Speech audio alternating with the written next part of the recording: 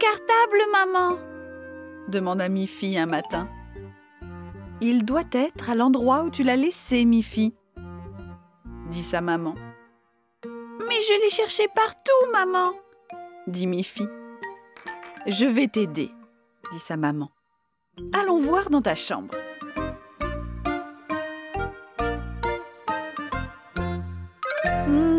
Pas étonnant que tu ne retrouves pas ton cartable. Ta chambre est un vrai fouillis.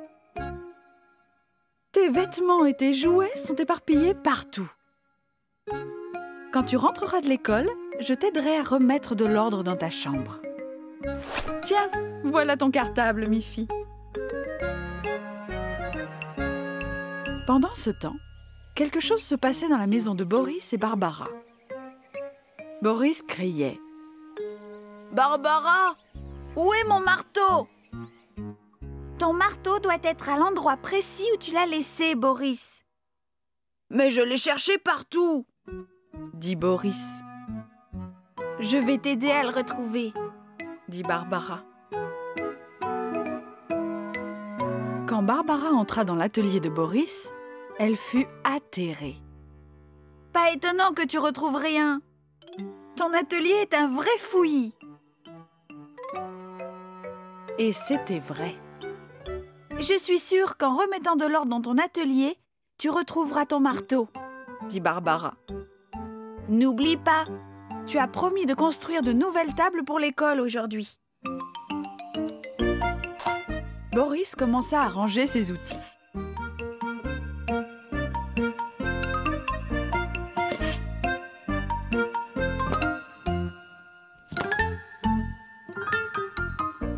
Et bien sûr, il retrouva son marteau.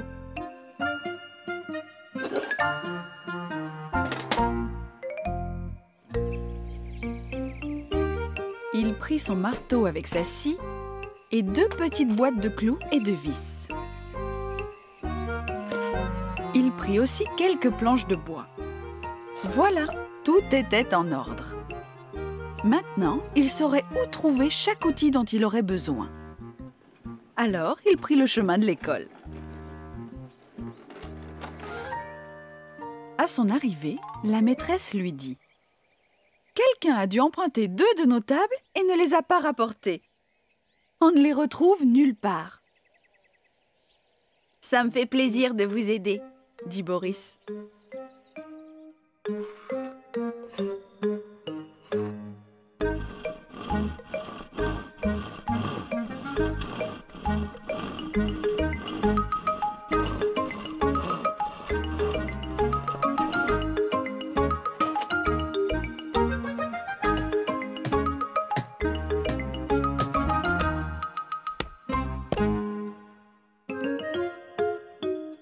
Mi-Fi dit à Boris. « Je ne retrouvais pas mon cartable ce matin, parce que ma chambre était en désordre. C'est formidable, toi tu trouves tout de suite les outils dont tu as besoin. » Tu sais, Mi-Fi, j'ai eu le même problème. Je ne retrouvais pas mon marteau ce matin parce que mon atelier était sans dessus-dessous. À cet instant, Agathe et Guillemette arrivèrent. « Nous avons emprunté 2 tables la semaine dernière. » Dieu merci, s'exclama la maîtresse. Boris a bien voulu nous construire 2 nouvelles tables pour remplacer celles que vous avez oublié de rapporter. Boris regarda Mi-Fi et lui fit un clin d'œil. Tu vois, Mi-Fi, dit-il, c'est très important d'avoir ses affaires bien rangées, non?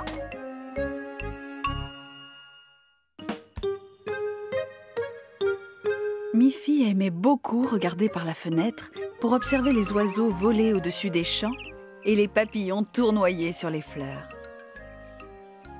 Ça doit être merveilleux de pouvoir voler, dit Mi-Fi. Je me demande si moi aussi je pourrais voler. Peut-être bien que oui. Je n'ai jamais essayé, c'est tout. Bien sûr, je n'ai pas d'ailes comme les oiseaux ou les papillons, se dit-elle. Mais je peux peut-être voler en agitant simplement mes bras. Alors, elle sortit dans le jardin et courut très, très vite, en agitant ses bras le plus fort qu'elle put. Mais elle ne réussit qu'à tomber.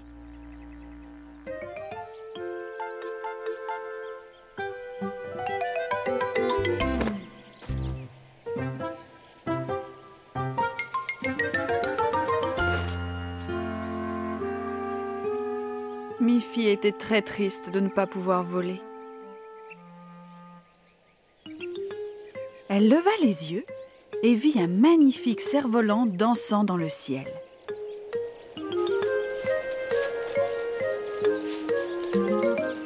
Au bout de la ficelle, il y avait Grogny. Mi-Fi se précipita vers Grogny et dit « Grogny, ce ne serait pas fantastique si j'avais des ailes en papier et que tu puisses me diriger comme ton cerf-volant? Ce serait très amusant. » dit Grogny. Alors, toutes les deux coururent chez Mi-Fi pour demander du papier. La maman de Mi-Fi eut un sourire amusé et demanda à Mi-Fi « Pourquoi veux-tu voler? Les lapins ne volent pas. » Mais ce doit être merveilleux de pouvoir voler et flotter dans l'air. Les oiseaux et les papillons semblent si heureux de pouvoir voler. Bien sûr qu'ils sont heureux. Mais tu n'es pas heureuse d'être une petite fille? Maman Pompon leur donna un rouleau de papier. Elles découpèrent une grande feuille et la collèrent sur une armature faite de bâtonnets. Et voilà un grand cerf-volant. Elles ressortirent pour voir s'il fonctionnait.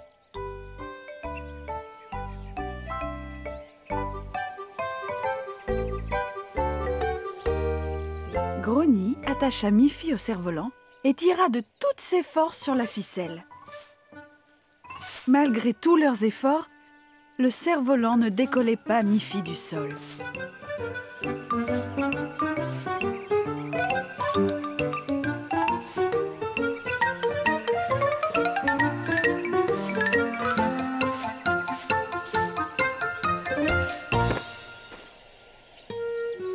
Mi-Fi en avait assez de tout ça, mais surtout, elle était très déçue. Elle renonça et se réfugia dans sa chambre. Grogny eut alors une très bonne idée. Elle demanda à maman Pompon si elle avait de gros crayons de couleur.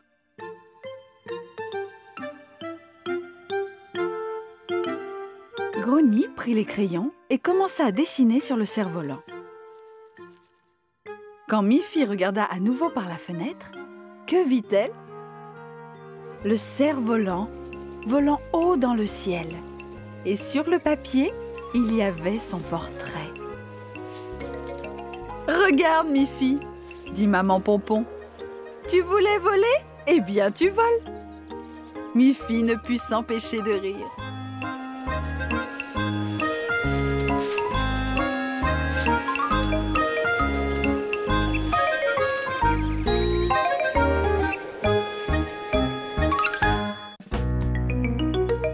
Un matin, en se réveillant, Mi-Fi vit que son nounours était malade. Son bras était détaché du corps et se balançait au bout d'un fil. « Oh là là !» dit Mi-Fi. « Tu es vraiment mal en point, mon petit nounours. Je dois t'emmener chez le médecin. » « Est-ce qu'il y a des médecins pour nounours ?» demanda-t-elle. « Eh bien, dit maman Pompon, le meilleur spécialiste pour jouets que je connaisse est ta propre tante Alice. » Aussitôt son petit déjeuner avalé, Mi-Fi enveloppa son nounours malade dans une serviette et l'installa dans le panier de sa trottinette pour l'emmener en consultation chez sa tante Alice.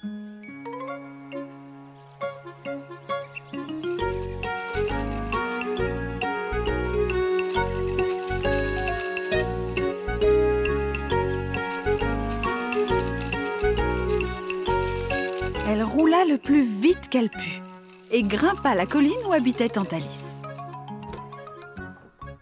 S'il te plaît, tante Alice, tu peux examiner mon nounours ?» demanda Mi-Fi. « Maman dit que tu es la meilleure spécialiste des jouets. »« Vraiment ?» dit tante Alice. « Mais entre, ma petite Mi-Fi, je vais examiner le patient. » Tante Alice déposa la peluche sur la table et enleva délicatement la serviette. « Eh bien, dit tante Alice. Son état est plus sérieux que je ne le pensais. Regarde, même le rembourrage s'échappe de son corps.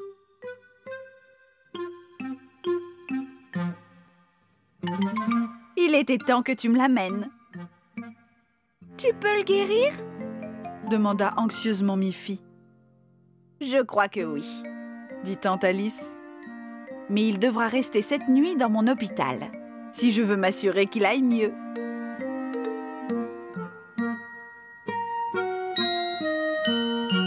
Miffy était très triste de se séparer de son nounours, même pour une nuit. Mais elle devait rentrer chez elle. Le soir, au dîner, elle était encore toute triste. Elle n'avait aucun appétit, Je ne crois pas que je pourrais dormir cette nuit sans mon nounours. dit-elle. Écoute, Miffy, dit sa maman. Je vais téléphoner à tante Alice et lui demander si tu peux dormir chez elle ce soir. Ainsi, tu seras tout près de ton nounours. J'ai déjà réparé le nounours de Miffy. Dit tante Alice. Si elle vient dormir ici, je le mettrai dans son lit. Ce sera une bonne surprise pour elle quand elle se réveillera. Papa Pompon conduisit donc Miffy chez sa tante Alice pour y passer la nuit.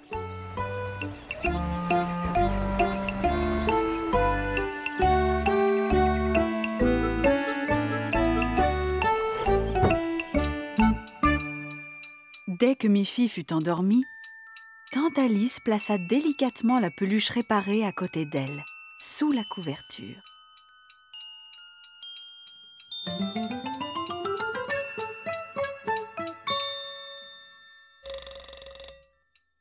Quand Miffy se réveilla le lendemain matin, elle vit immédiatement que son petit nounours était à nouveau en bonne santé. « Oh, tante Alice, c'est vrai !» s'écria-t-elle. « Tu es vraiment le meilleur médecin de jouets au monde !» Merci, ma chérie, dit fièrement tante Alice. Quelle joie pour Miffy de retrouver son petit ami en pleine forme.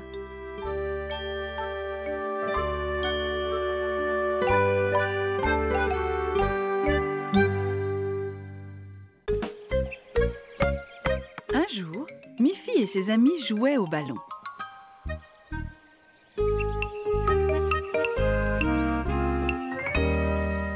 Voyons qui peut lancer le ballon le plus haut, dit Miffy. Et elle lança le ballon. Puis, ce fut au tour de Mélanie. Il alla beaucoup plus haut. Agathe essaya aussi. Mais pas si haut que ça.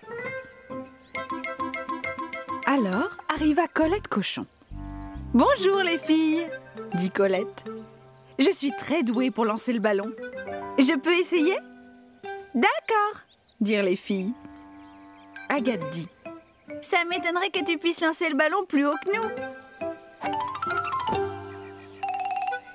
Colette lança le ballon.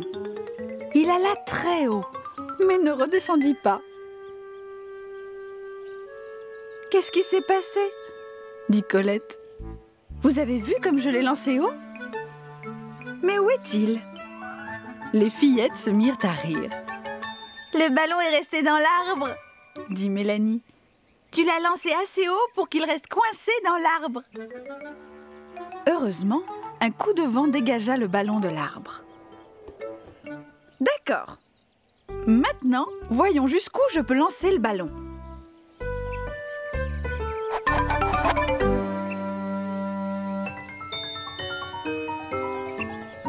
Le ballon tournoya dans l'air et s'écrasa dans l'étang. « C'est malin, » dit Colette. « J'ai perdu votre ballon et je ne sais pas nager. »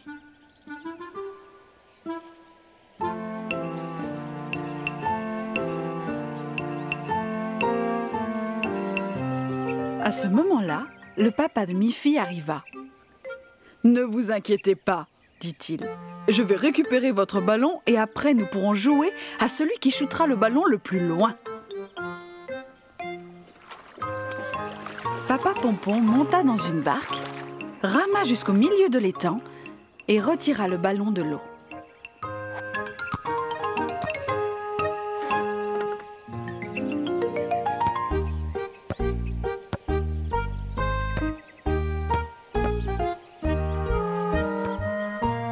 Agathe, voyons jusqu'où tu peux shooter le ballon, dit Papa Pompon.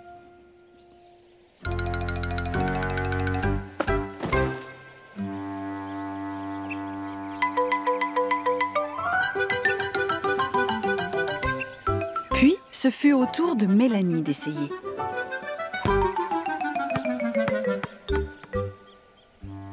Très bien, dit Papa Pompon. Très joli tir. Maintenant, c'est au tour de Miffy. Bon, jeune fille, dit Papa Pompon, je vais vous montrer comment on doit shooter un ballon. Colette fut contente de ne pas avoir à shooter le ballon.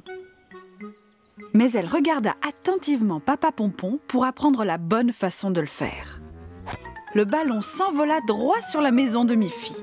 « Le dîner est servi !» appela Maman Pompon. Agathe, Mélanie, Colette et Miffy retenaient leur souffle. Papa Pompon était désolé de ce qu'il venait de faire et craignait que Maman Pompon soit très fâchée contre lui. Mais Maman Pompon fut prise d'un fou rire et dit « Eh bien, au moins le ballon est à l'heure pour dîner. Maintenant, voyons lequel sera le plus rapide à se mettre à table. »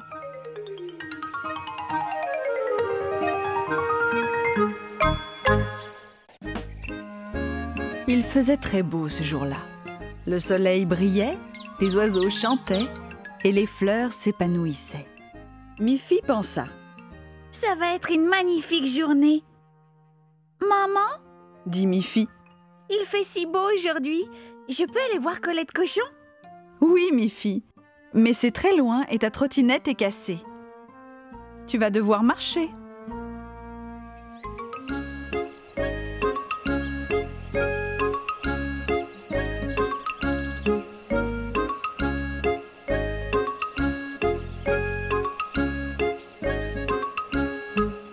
C'était en effet une longue marche et Miffy fut contente d'arriver enfin à la maison de Colette.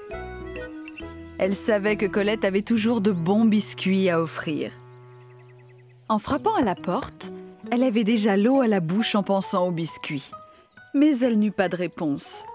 En levant les yeux, elle vit un mot collé sur la porte. Miffy lut le mot. « Je me suis absentée pour aller chez ma nièce. De retour la semaine prochaine. »« Ah bon ?» pensa Miffy.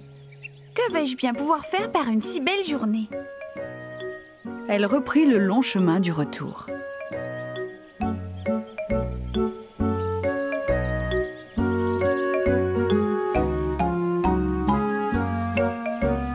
Je crois que je vais appeler Mélanie, » dit-elle. Miffy se dirigea vers le téléphone et composa le numéro de Mélanie. C'est sa maman qui répondit. « Est-ce que Mélanie peut sortir et venir jouer avec moi ?» demanda Miffy. « Oh, je suis désolée, ma petite Miffy, » dit la maman de Mélanie. « Mélanie est au fond de son lit avec un bon rhume et elle ne peut pas sortir aujourd'hui. »« Je sais !» se dit Miffy. « Je vais prendre mon ballon et aller jouer avec Snuffy. » Miffy alla donc à son armoire et prit son beau ballon multicolore. « Snuffy adore courir après ce ballon, » dit Miffy. Elle courut aussi vite qu'elle put à l'endroit où vivait Snuffy. « On va bien s'amuser, » se dit-elle. Mais, arrivée sur place, elle trouva Snuffy allongé à côté de sa gamelle vide, à moitié endormie. Miffy devina que Snuffy venait d'avaler son repas.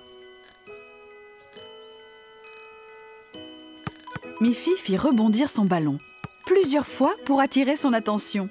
Mais Snuffy n'ouvrit qu'un œil, juste un tout petit peu. Elle le referma et se rendormit profondément. Pauvre Miffy, elle reprit le chemin de la maison sans que quiconque n'ait pu jouer avec elle par une si belle journée. « Puisque c'est ainsi, je vais jouer toute seule, » se dit-elle. « Et je suis sûre de bien m'amuser. Je vais aller chercher mon cerf-volant. » Elle ressortit avec son superbe cerf-volant. Elle tenait bien fort la ficelle et courut à travers la prairie. Elle courut et courut encore, mais le cerf-volant ne faisait que retomber sur le sol. Il n'y avait pas de vent, pas même une petite brise. Et le cerf-volant ne pouvait pas prendre l'air. Alors, Miffy s'arrêta de courir. « Cette journée avait si bien commencé !» pensa-t-elle. « Mais après, tout est allé de travers. Je n'ai plus qu'à rentrer chez moi. » Dans sa chambre, Miffy choisit sur l'étagère son livre préféré. « Voilà quelque chose qui ne déçoit jamais, » dit-elle. « Un bon livre. » Miffy sourit en lisant une histoire très amusante. « Formidable !» se dit-elle. « Elle n'était pas si mal que ça cette journée après tout. » Miffy court et c'est la joie. Avec ses amis, on ne s'ennuie pas. Snuffy, Agathe, Barbara, Boris, Colette, ils sont tous là et tous ensemble.